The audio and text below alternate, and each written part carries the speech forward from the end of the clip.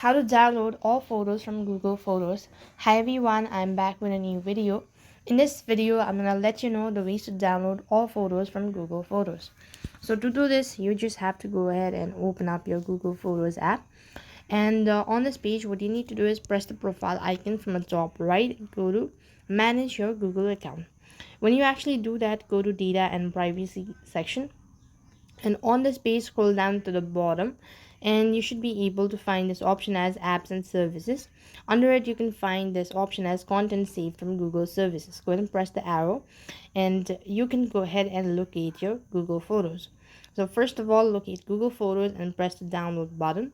When you actually press the download button, it's going to take you to the next field where you just have to follow the prompts like all of these. Click on the continue button, and with that you'll have successfully downloaded all photos from Google Photos. That is all for this video. I hope the video was helpful.